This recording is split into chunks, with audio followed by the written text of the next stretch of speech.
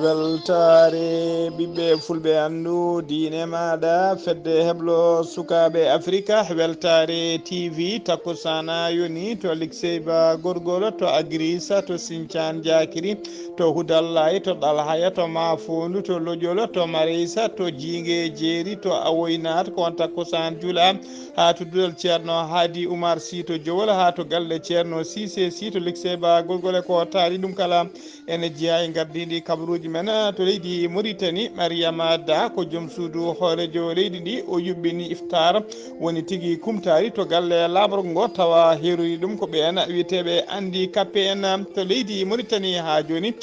to Nouadhibou to maaje bite legal kabano teskama tigui ko sukaɓe tato jooli toon mbasi hen pittali men to leydi Sénégal Macky Sall hoorejo leydi ndi o bismima lomto makko hono Bassirou Diomaye Faye hoorejo leydi kesso cuɓaɗo kañum ardo leydi ndi o bismima ɗum to palais présidentiel tom to leydi Mali to jaaha to Menaka toon ko fodde 49 camion dimduɗi guura e marchandise uji kañum tigui naati wuuro ngo e ballal koninkoɓe leydi ndi caggal kay nde ɓen seɓɓitiɓe mbaɗi blocus diwan haydara natata haydara yaltata to leydi Côte d'Ivoire toon ko militaire Burkina Faso najo goto wontude e VDP woni volontaire pour la défense de patrie ɗiɗo Burkina naɓe kañumen tigui mbiya teɓe e nder leydi he to leydi Afrique du Sud ne tawe sunare mawde no fewi caggal nde bus teɓɓiti e dow pont o saame leydi fodde 49 e joyi neɗɗo wasi hen pittali men habaruji men joolam jaɓeri ma jaaha to leydi Ukraine to leydi Russie to leydi France to leydi Syrie jeen ha to leydi Liban bisimilla mon e ketki hotondirte joni joni piren pacciren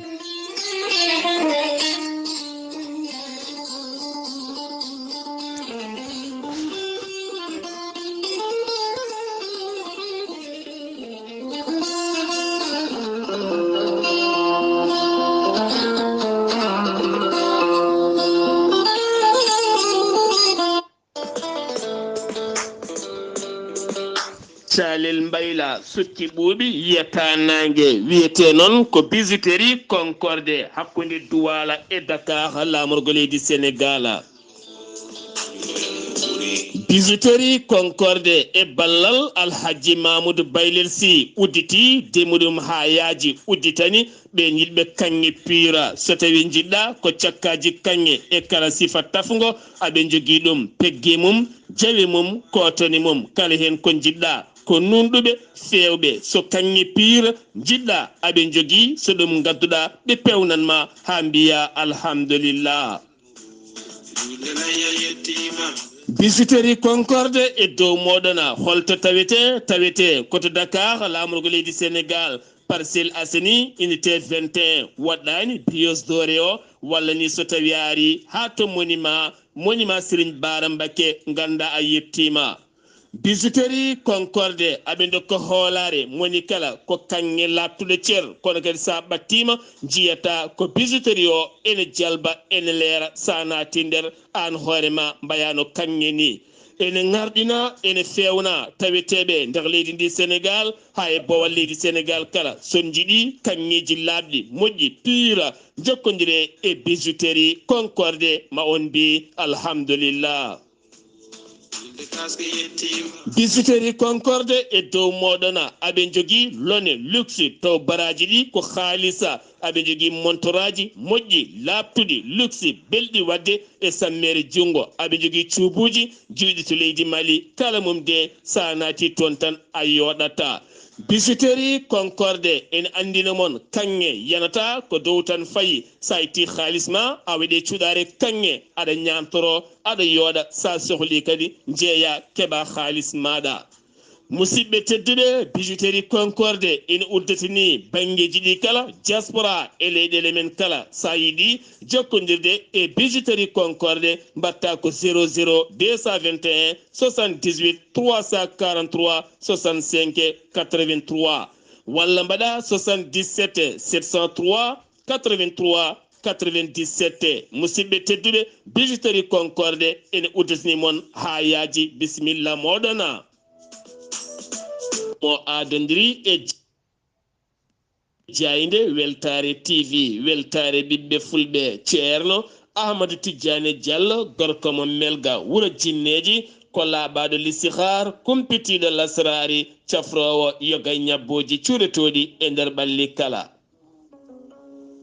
ceerno Ahmadou Tidiane Diallo gorko mo melga wuro jinneji ko laaɓaɗo listihara kumpitiɗo lasrari cafrowo guittowo dabare neɗɗo kumiɗo donkuɗo kayitaji caɗele dewle poɗodirteɗo laamu kala mum de sa jokkodire ceerno Ahmadou Tidiane Diallo ma wi alhamdulillah. ceerno Ahmadou Tidiane Diallo ko wittiyanke fannu leɗɗe omo jogui leɗɗe cafroje a neɗɗo puƴiɗo kono ne kadi gonduɗo e ɓandu musoru koyɗe musoje mo seydani memi kono kadi leɗɗe gorago an debbo donkuɗo ɓesnude kala mum de ceerno Ahmadou Tidiane Diallo gorko mo melga wuro jinneji holliti ene humpiti. ceerno Ahmadou Tidiane Diallo gorko mo melga wuro jinneji holto tawete to Paris laamorgo leydi France saydi jokkodirde makko mbatta ko 00 336 04 04 66 27. ceerno Ahmadou Tidiane Diallo ene andina ɓen finoɓe to Dakar bas makko ene tawe ɗon woni ɗon ko biyeteɗo Abdullaahi Diallo ko musidɗo makko on noon mbatta ko 77 714 94 15. finoɓe to diwan Dagana ha to Rosso kala woni ɗon ko musidɗo makko ceerno Ahmadou Dia gorko mo leeraɓe on noon saydi jokkodirde mum mbatta ko 77 537 79 28. ceerno Ahmadou Tidiane Diallo ene andina dendagal Mauritanie kala finoɓe to Noksoɗa ɗo Robin Kat ene tawe ɗona musidɗo makko miñi ko biyeteɗo ceerno Souleymane Diallo sa jokkodire makko mawroke tongode oɗona. ceerno Ahmadou Tidiane Diallo ene jogui wittoji ɗi witti ko fate bangel leɗɗe cafroje goragu nonne kadi safra kala yogay ñabbuji cuuɗotoɗi e nder ɓalli kala tenti noon fibron kiis neɗɗo tuƴiɗo koyɗe musoje e ko nandi hen kala.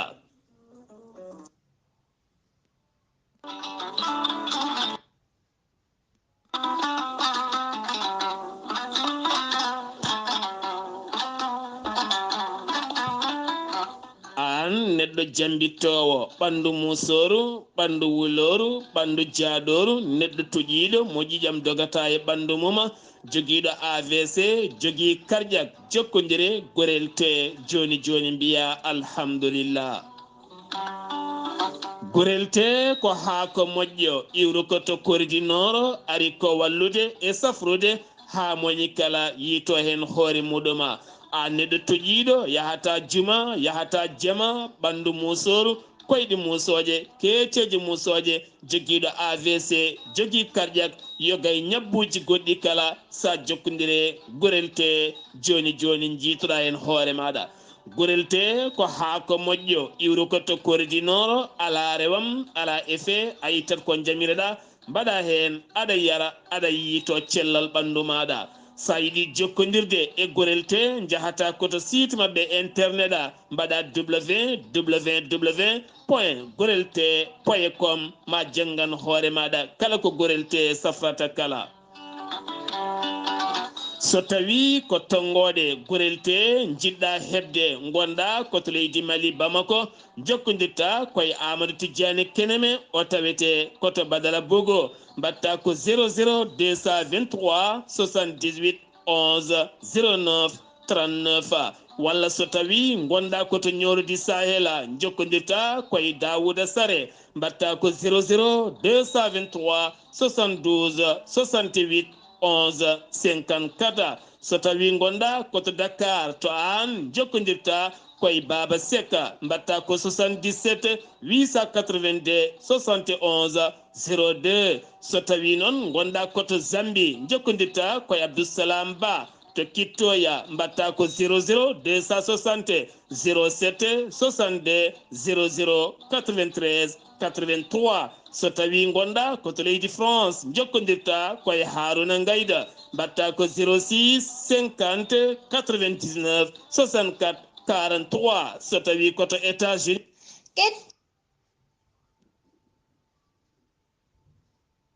denide amrin gonda jokkodirta koye Abou Sow Kawral Fouta business plus 1 34 77 01 56 77 musidɓe tedduɓe gorel te ko safara ɓolo tan woni muɗuma kettode kaburuji mon e ɗemngal pulaar Afrique, Asie, Europe, Amérique, Moyen-Orient, Océanie. Jam nyalle mon musidɓe tedduɓe heɗen goni e aljuma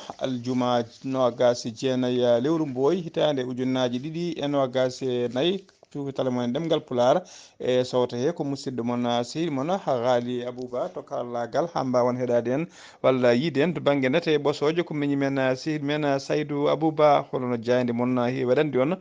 tugui kay ko lewru korka ndu daari ha mayirde mayru kala suba ñalawma kay ko adi kabaruji eɗen bismo musidɗo men ceerno men ceerno Ibrahima Saydou Kane o haalana en ko fati kay mbawiten timminirde lewru men korka ha ko yiiɗa e mayru ko aña e mayru kala ma en ketto Ibrahima ceerno Ibrahima Saydou Kane tawa ƴetti haala makko ko musidɗo men Abdullaahi Saar Ibrahima Saydou Kane assalamu aleykum wa rahmatullah.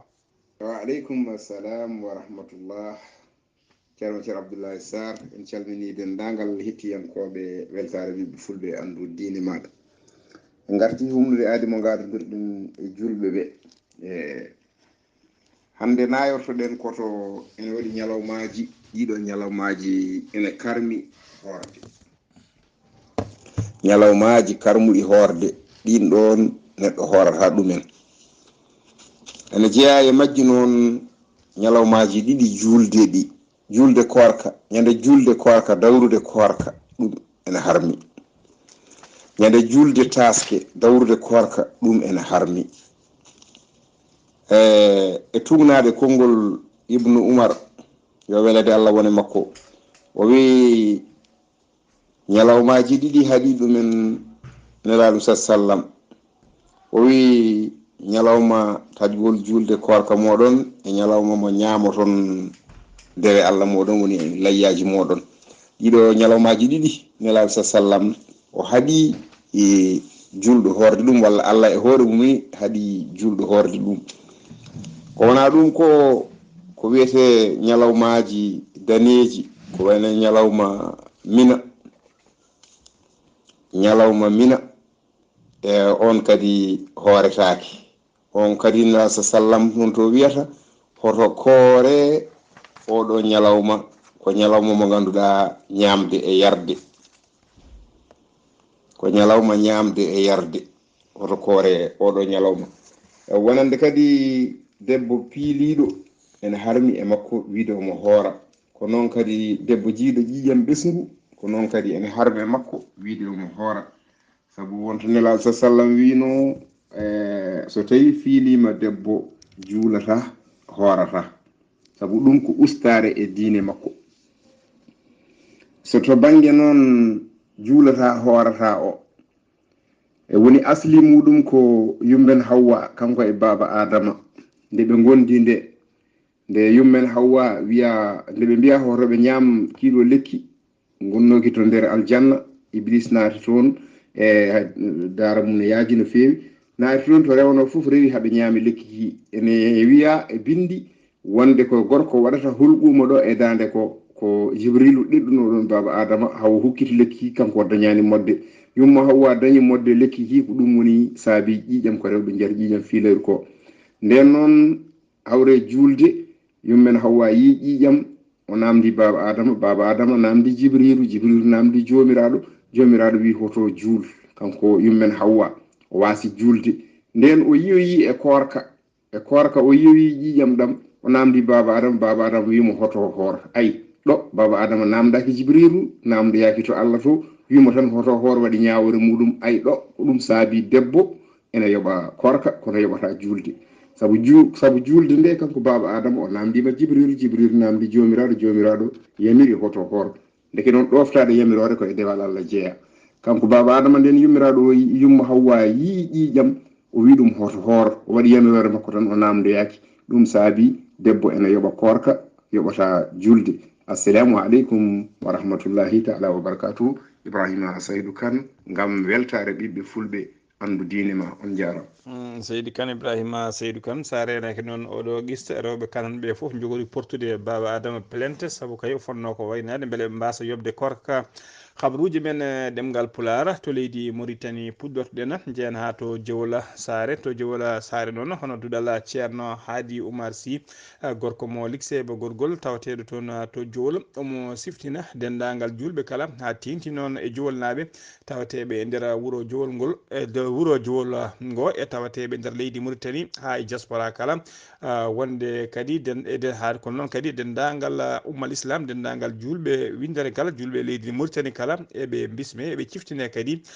ko fate jamma Laylatul Qadri mo kewi yubbinde mo dulal ngal heewi yubbinde kay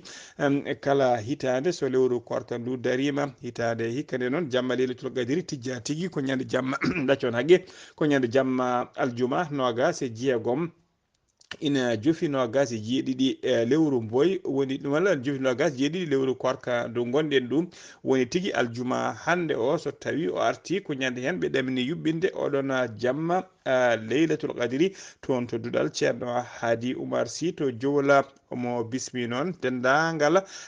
Diowol naɓe kala ene teddinira kadi ne gandine ko kañumen jeeya jamma o omo duwanoɓe noon omo ñagonoɓe Allah nde Allah ɓeydata tigui balɗe mabɓe e ɓeyda barke mabɓe nde Allah jundata gurnameje ɗe jaɓa ɗaɓi kadi dendagal korkaji mabɓe e dendagal dewe Allah kala allahuma amina. Ha joni ko leydi Mauritanie keddoɗen Mariama Da ko kañuma woni premiére dame leydi Mauritanie woni joom suudu hoorejo leydi ndi o yuɓɓini ñande alkamisa hanki o alkamisa hanki o yuɓɓini hirande walla mbiyen kumtari woni iftar to galle lamorgo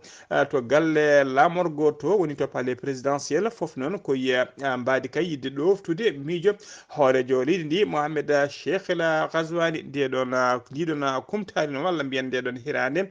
tigui bismano hen ko ɓen taw ko wiyeteɓe handicappeji kewɗi noon mbawi tigui notitade hen ɓe kolliri hen kadi weltare mabɓe mawde no fewi ɓe jetti ɓe jarni hoorejo leydi ndi ɓe kolliri tigui wonde kay kamɓe handicappeji ɗi ɓe kolliri e nder ɗiɗo duuɓi nayyi cakkitiɗi ɗi wonde kay eɓe jiiti koye mabɓe no fewi e nder leydi hen ɓe kolliri tigui laamu ngu ne ɓeydi tigui wattude e mabɓe hakkillaji mabɓe muɗuma kono noon kadi ɓe jetti ɓe jarni la premiére dame woni joom suudu hoorejo leydi ndi joguiɗo miijo kay wawde yuɓɓinde ndiɗo kumtari haaɓe mbawi nadde toon to galle lamorgo e wawde kay joddade e muɗum e hollirde hen weltare mabɓe mawde no fewi ene tawtora iftar o noon woni kumtari ndi hono ministre de l'action sociale de l'enfance de la famille de l'enfant de la famille hono madame Zafia Minton Taha wondude secrétaire général to ministère to hono Ahmedou Wula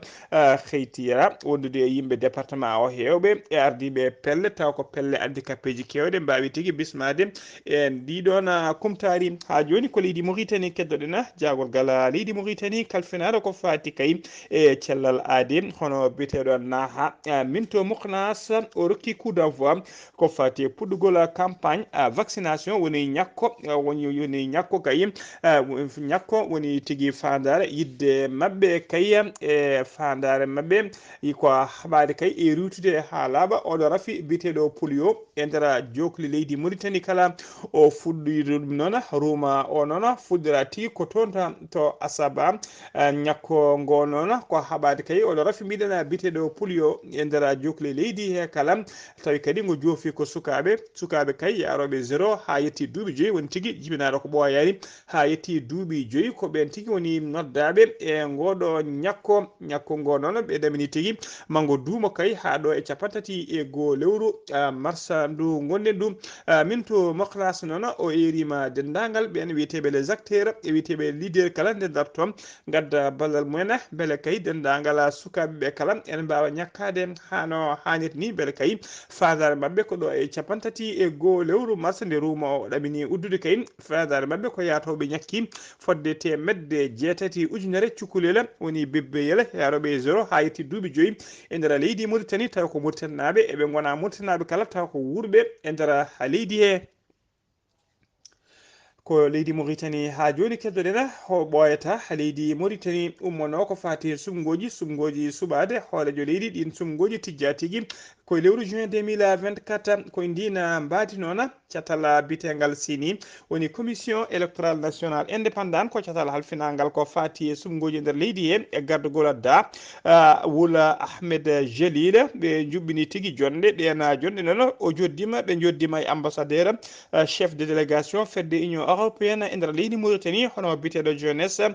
Guillaume wondude représentant joɗaniɗo programme des nations unies pour le développement e nder leydi Mauritanie hono biteɗo Mansour Ndiaye wonno mujibo jonde nde noon ko haɓade kay walla mbiyen ko heblanade ko fati sumgoji hoolejo leydi ƴettude peeje kay beele sumgoji ɗi ne mbawa wadde hano hannirta ni nder leydi he taw ko sumgoji labtuɗi dewɗi lawol hano hannirta ni ha joni kabaruji men ɗemngal pulaar to leydi Mauritanie ha joni ko tan musto waɗi to Nouadhibou to noon ko sukaɓe tato wonnoɓe tigui e lotade walla mbiyen fijje e nder maayo to tufde maayo to kabano katta Nouadhibou jooli toon ɓe jiitama kamɓe tato kala kono ɓe jiita koɓe mbasi pittali mabɓe hollirama noon ko sukaɓe jeegomo ɓe gonno hen tato Allah dandi ɗumen ɓeɗo tato noon hawre sati men ko hen mbasi pittali men goskiji ɗi noon ƴewtinama nawama to hôpital e mbadi kay autopsie e wadde kadi formalité ko adi ko ɓe dokkite jinnaɓe mabɓe en mbawi wirdudeɓe hano hannirta ni ɗen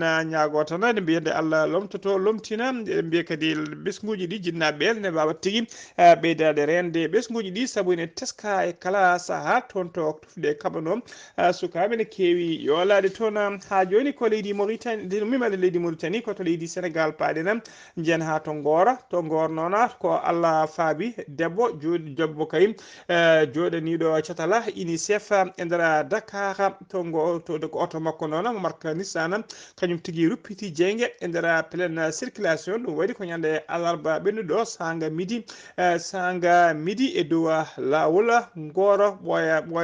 ɓoyani noon teskama tigui ɓoyani ko oto makko o ummi tigui to garage wonno koye juuɗe mécanicien ji ko ñande altine o ummi e juuɗe mécanicien ji watte juuɗe makko caggal noon omo woni circulation omo fayi tigui to bureau ji makko to leegal Almadi ko ɗon tigui o teski oto on weltine curki ko ɗon o jippi oto o ruppiti jeygue kono tigui Allah dandimo hen koto wakam paɗena Mariam Bousso ko hoolejo catala mouvement des forces citoyennes koye mawɓe kadi yewyeskan wi o jeeya o holliri tigui ñande nogas e jeetati lewru mars gonɗen ndu e saaha o bismino émission to Sina TV tawa kay on émission o holliri wonde bandiji ɓe wuyɓe jani e galle makko o holliri noon wuyɓeɓe jaadi e téléphone aji makko ɗiɗi portable wondude e carte makko d'identité wondude e permis makko de conduire wondude e passeport makko o déposé noon plainte makko to commissariat mo Wakam o erima noon kala kay bawɗo yiyandemo walla hoccandemo ɗiɗon dossier ji ɗi wawa tigui walludemo ha wawa yimtude ɗum e juuɗe makko ha joni ko leydi Sénégal keddoɗen Macky Sall hoolejo gendi Sénégal gonɗo cilcitiri laamu mum e gardigu mum leydi Sénégal ine tawe kay e golle mawde no fewi tawi ko golle eggude woni ko wiyete déménagement yidde kay eggude to galle lamorgo to fatude to galle makko o woni noon koye heblanade kay ko fate passation des services rokkide laamu kay ha laaɓa won fatude lomto makko hono Bassirou Diomaye Faye Bassirou Diomaye Faye ko on woni lomto makko o bismima Bassirou Diomaye Faye noon to palais présidentiel to o ari komo ardi e sehila makko hono Ousmane Sonko Macky Sall noon présentimo woni tigui hollimo palais ono didori no ɓe jewtidi kadi ko juuti Macky Sall noon noddi hollirama tigui wonde o noddi o convoqué dendagal cabinet makko no didori no o yidde kay yerlodirde e mabɓe e yafudirde e mabɓe e wayno dirde e mabɓe o yettiɓe noon o maniɓe o jarniɓe e darde mabɓe kay koɓe gondi duuɓi ɗiɓe gondi kala darde faydinde ɓe mbaɗi toon ɗum waɗi ko tigui ko sanga 17 heures woni 5h30 jayde nde holliri wonde gueɗe makko kewɗe kay kanko Macky Sall e oɗo saaha joni o fuɗɗima ittude ɗum to palais to o fuɗɗi tigui koye habɓude hommuji makko teskama noon hay natal makko taw ko natal gonnogal sara photoya makko woto heewi joɗade kala saaha to joɗima jibsmade ɓen ɓe o joddoto audience tawi ko natala cuddiɗo makko hono Mariame Faye gonnogal sara oɗon 6 teskama hay ngal natal e oɗo saaha joni ittama haɓɓama e bagsuji mum ko holliri tigui wonde e oɗo saaha ko parɗo kay ha laaɓi ko fati kay e eggude ummade ha laaɓa toon to palais présidentiel to rokkidde palais o lomto makko hono Bassirou Diomaye Faye ko fati e passation de service hakkude e makko noon kanko Macky Sall e lomto makko Bassirou Diomaye Faye tijja tigui ko ñande ɗiɗi lewru avril 2024 wollirama noon ɗum waɗata tawi noon ko fati kay so tawi noon ko fati to tawi noon ko fati prêtement de serment woni prêt de serment kanko Bassirou Diomaye Faye ɗum waɗata koto centre international de conférence Abdou Diouf tawateɗo to Diomniadio ko toon tigui kanko Bassirou Diomaye Faye waɗa tigui prêté serment woni ko toon sutata junggo makko o wonda kay mawo jogo leydi ndi e dow peewal e dow potala ha joni ko leydi Sénégal keddoɗen ko ñande 4 lewru avril woni tigui foti wonde manditare wonata manditare ko leydi Sénégal hemno jeytare mum woni fête mum indépendance hitande hikka nde noon en kaaliɗo guila kabaruji men ɓennude wonde défilé militaire waɗata hitande hikka nde ɓe mbaɗata tan koko wiyete levée des couleurs woni tigui ko militaire uji seeɗa kañumen cuutata drapeau leydi ndi toon to palais présidentiel ɗum noon waɗata koye yesso teddugal hono joom hoore wono hoorejo leydi kesso hono Bassirou Diomaye Faye ko ngol ɗon kadi waɗata lawol makko garwinigol ardade ko fati oɗon levée des couleurs woni tigui tugol raray leydi ndi ɗum noon waɗata ko balɗe ɗiɗi kay caggal nde o waali walla nde o ardi tawa ko leydi ndi d'une manière officielle ha joni kabaruji men e ɗemgal pulaar yen ha to nokku biteɗo Yahoudara meta ko wuuro tawatego e nder commune mo Mourouko falde Yoro Fula no wuuro ngo noon heeɓi cumo musgu no fewi fodde galleji tati e nder wuuro ngo cumi ha wonti ndondi dendagal cuɗari mabɓe haalisaji mabɓe guura mabɓe e matériel kewɗe taw ko matériel remru sumi hen ha wonti ndondi ko yimɓe wuuro ngo noon heddiɓe kañumen tigui mbawi tigui sarade cilguinade heeɓe mbawi ñippude cumo ngu ha joni ko leydi Sénégal keddoɗen PDS woni parti démocratique sénégalais ko gardugol maître Abdullaahi Wade kañum woni secrétaire national landaka o hollori tigui kanko maître Abdullaahi Wade wonde o suuɓima porte parole kesso landaka o suuɓi noon ko biteɗo Bassirou Diawara ko kañum halfina tigui ko fati e poste porte parole landaka ɗum noon ko guila ñande altine nogas joyi lewru mars 2024 ndu gonɗen ndu o lomti noon ko biteɗo Tafsir Thioya on noon halfinama golle goɗɗe e oɗo saaha joni e nder landaka so tawi noon ko porte parole adjoint suba ko biteɗo Serigne Abbo Mbacké Thiam so tawi ko cukko ɗiɗaɓo noon suba ko biteɗo Galotal kamɓe tato kala noon ko maître Abdoulaye Wade ko kañum suuɓiɓe halfiniɓe tigui ko fati kay jogade konngol landaka woni porte parole landa PDS ha joni ko leydi Sénégal keddoɗen ko balɗe seeɗa heddi e laamu Macky Sall e gardigo leydi ndi kono tigui haɗani ha joni omo jokki wadde ko wiyete nomination woni tigui suɓade poste uji hokkude yimɓe poste uji o suuɓima noon yimɓe nayo wadde yuɗumen terɗe tawa koye woni membre de haut conseil des collectivités territoriales woni tigui halfinaɓe ko fate HCCT woni tigui o conseil des collectivités territoriales ɓen goni ko ɓen goni noon hono biteɗo Momara Samba wondude goɗɗo debbo ene wiye Awa Gueye noon o lomti ko biteɗo Aminata Dia ko démission ɗonoɗo e golle mum e golle ne wiye Dame monsieur Dame Lo on lomti ko biteɗo Ousmane Sey noon ko jaltuɗo aduna wondude madame Djileye Seck on lomti ko biteɗo Mamadou Mawludou Diakité on ko jaltuɗo aduna ko ɓeɗo nayo woni ɓe o suuɓi oɗo saaha joni o waɗa tigui e terɗe ngal ɗon cetal ha joni kabaruji men ɗemgal pulaar seno mbima to leydi Sénégal ko to leydi Mali paɗen to leydi Mali meneka kaya tigi boji mabbe wondude goytali mabbe kala hebi goytal ko fati blokisa woni tigi ben pelle cebitide sagatabe joginobe handinobe diwana meneka ne kadi haydara nadde wona ngura wona haydara natta haydara yaltata didona boji nona e didona goytali yettiba tigi e noppi laamu transition leydi mari e gaddugol colonel Azimi Koita ko ndina mbadi nona convoi tawi ko camion ngaji kewji no fewi dimdude marchandise uji e ngura ɓurde haɗotinede mbawi tigui nadde menaka tawi guila ñande alarba no gasi jeeɗiɗi lewru mars 2024 gonɗen ɗum ɗi gari toon noon ko sanga kikiɗe koli capanɗe nayyi e jeetati camion biɗi Dakar marchandise uji kañum mbawi nadde toon to menaka tawa ɗiɗon camion ngaji waɗiɗi escorté kokkoninkoɓe leydi Mali haɗi mbawi yettade wuuro ngo autorité ji administrative e ardiɓe aadaji wuuro ngo koliri hen weltare men mawde no fewi ɓe jetti ɓe jarni e laamu ngu ha joni ko leydi Mali keddoɗen e nder jonde jagonɗe sakkitide joɗade ñande no gasi jeeɗiɗi lewru mboya gonɗen ndu to paale kuluba e gaddugol colonel Azimi Koita waɗama to noon ɗiɗo nomination ngaji hono tawino koto banggue ministère de la réconciliation de la paix ko colonel sapeur pompier Fatoumata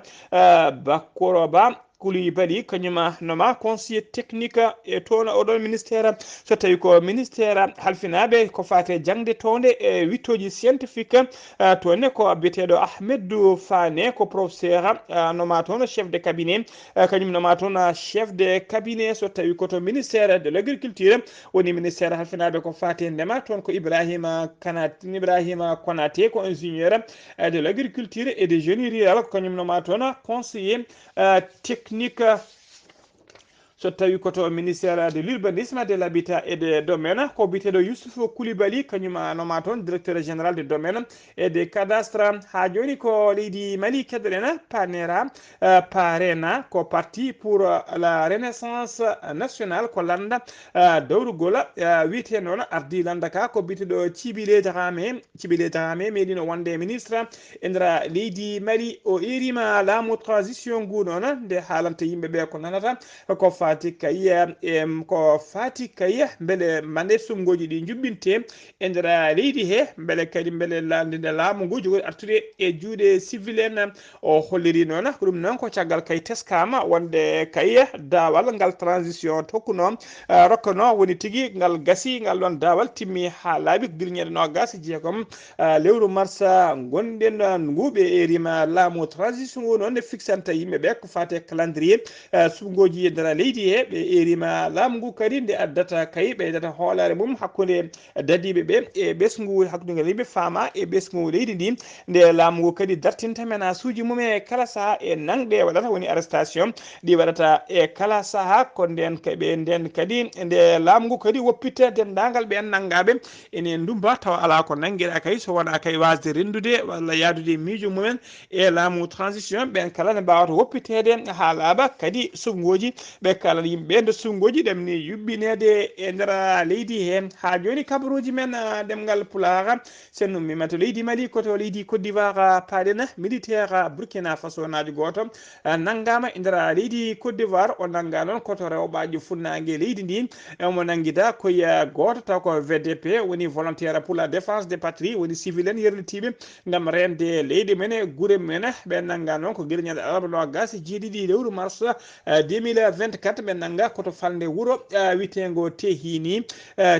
kamɓe ɗiɗo kala kamɓe ɗiɗo teska noon oɗo kamɓe ɗiɗo kala oɗo saaha joni eɓe tawi juuɗe laamu leydi Burkina leydi Côte d'Ivoire e mbadi enquête e kala saaha noon gueɗe mbaɗi ni ne teske tigui e nder hakkude leydi ɗe ɗiɗi saabu kay e septembre 2023 ko gendarmeɓe ɗiɗo Côte d'Ivoire naɓe kañumen teɓeno e nder leydi Burkina Faso ha joni kabaruji men ɗemngal pulaar e nder dongre Afrique mbaɗen tabal mangal jen ha toon to Afrique du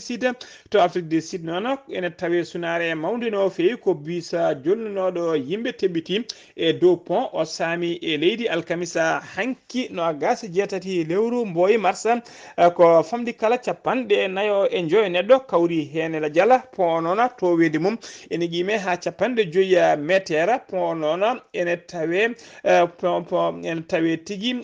pont on caggal noon nde biso teɓɓiti e dow pont o saami e leydi ko ɗon tigui o ruppiti ruppiti jeenge dendagal jolnoɓe makko hay goto hen fiɗɗani nofuru po noon tawete ko hakkude kaaji ɗiɗi woni dekkolina waɗɗani wuro witengo Mantak Lana e nder province mo Limpo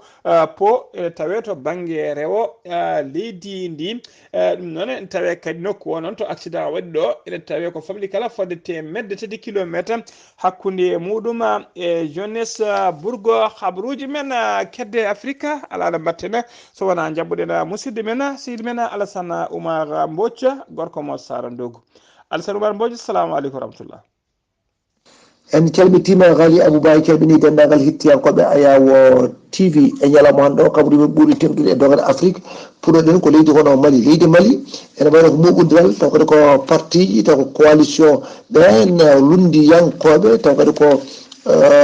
laamu ngu noon ene wayno ɓe kaɗama rentu toon e laamorgol ngo gam kay wiide wonde ɓe jamiraka kala dillere wawde wonde ɓe jamiraka yoɓe dillu hen ɗum noon addani noon kaɗo landa ko jogade méthode no fewi e haɗede kay e wasde dillude taw noon ala ko waɗi ɗum so wona haɗede kay hono fodde mum toon ɗo Togo ene wayde waylo waɗi e systéme maɓɓe hono politique de ɓen saɗɗiyankoɓe gonno toon ɗum noon ma waw kadi wono kollede ɗum taw ko gardiɗo hono leydi ndi foore yasde mbe ko on tigui ɗon e balɗe 15 ko on tigui jogui hattan wawde kay ɓenninde kadi koɓe mbawi haaldude to jakka gendi mabɓe toyre waɗi noon pooɗe duure no fewi waɗe keɗe no fewi hono oɗo noon noddete wono Paul ane Gakpo wawi kadi taw ko président de l'institut o wawi o artude hen e yaññade kay e ko oɗo test kadi haalino gam waylude kadi systéme mabɓe kadi taw kadi ko politique toon to leydi hono Togo. Zimbabwe toon de ene wayno koma won kadi ma won kadi kono temetere taw ko ɓen janggoɓe toon to wuuro noddirtengo Mabale taw wondi kadi koye sara parc mabɓe hono national taw kadi kono hawage ɓe mbawi dañde taw ko véloji ɗin véloji noon ma addanɓe kay wawde kay yaade e nokkuji goɗɗiriɓe seeɗa taw noon ɓe jarano ko koyɗe fadade noon ko ustude caɗele mabɓe gam kay wawde kay dañde kadi caɗele e laabi mabɓe ɗi kala saaha pottanno e ɗin taw kadi ko ɗiɗon taw kadi ko nande jawdi en hani ɗen kulle taw kadi ko poɗɗe wawde hono ganjeɓe no fewi e lawol mabɓe fade kadi toon toɓe jangata toyde ɗen gueɗe foof ma vélo ɗi mbaw dandudeɓe hen. Afrique du Sud ene wayno ko on mennoɗo wonde gadduɗo won leydi mabɓe ndi Jacob Zuma kanko de ko kaɗaɗo kadi jeeyade e ƴamoɓe kadi ardade kono leydi ndi nde tawno woteji mabɓe suuɓade gara leydi wonata ko 29 lewru mai 2024 kanko noon o wi mbaɗo haɗama noon ma waw kadi kono jaggande taw kadi ko junggo kaɗo landa kadi ko kesso pul taw kadi ko ɓe landa kadi wiyeteɓe kadi ko radical en noddite kono MK wimaɓe waw jaggande ɓen taw kadi ko junggo toon to Burundi kamɓe de ɓe goni ko ɓoyani koɓe certi e wadde kay taw kadi ko recensement fadde kay e ɓiɓɓe leydi ndi réfugié ji gonɗi nder leydi ndi kala ha noon e wonɓe kadi taw kadi ko dendagal wertago leydi mabɓe ma o woni noon balɗe tati koɓe mbaɗa ɗum noon gasi ko ñande alkamisa ɓennuɗo ɗoyre. Ghali Abouba gasi ha laaɓi e kabaruji men ko dooɓi ɗon e dongre Afrique taw wonno koye dande musidɗo moon Alassane Oumar Mbodj gorko mo Sara Ndogu gam weltade Ayawo TV.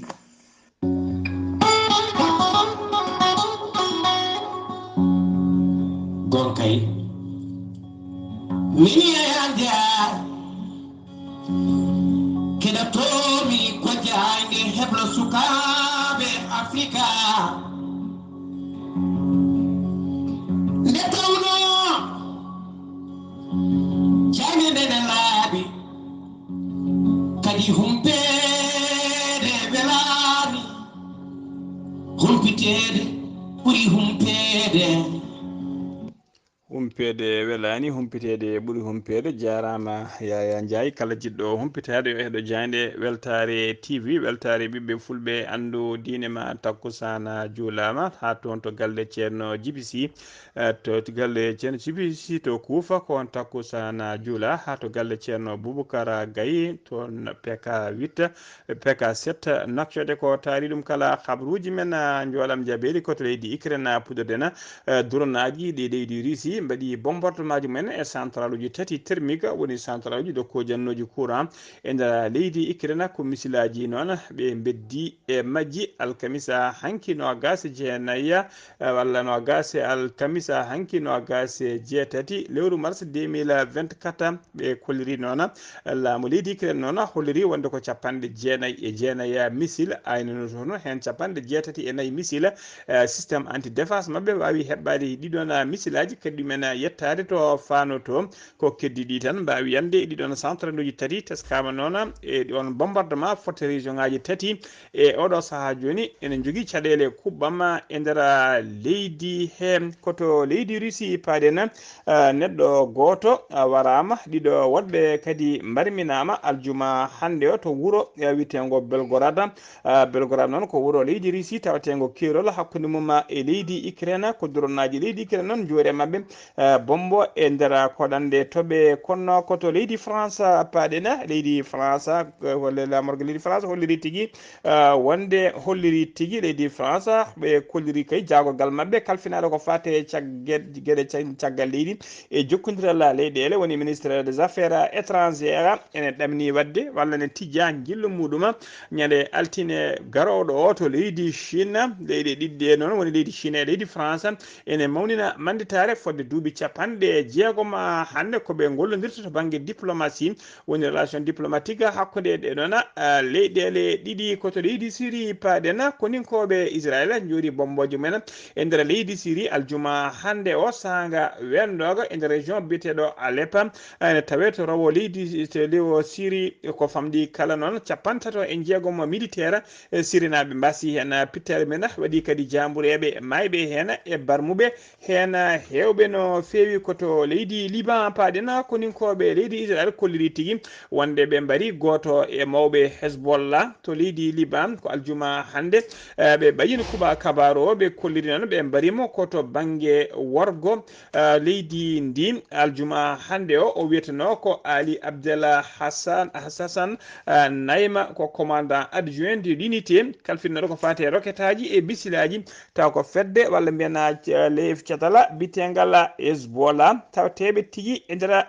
leydi Liban musidɓe tedduɓe gasi ha laaɓi ceera ko ɗum ɗo wonno ko tonguɗen kabaruji mon e ɗemgal pulaar e sawte ko musidɗo mon sehil mona haali Abouba to karallagal ha mbawon yiide en to banggue nete ɓosoli ko Saydou Abouba so tawi ko kabaruji men ko fati lewru korka ko Ibrahima Saydou Kane kabaruji men kedde Afrique ko Alassane Oumar Mbodj gorko mo Sara Ndogu ketki malaki jaam yo jaam Allah jogomi jogo on kettude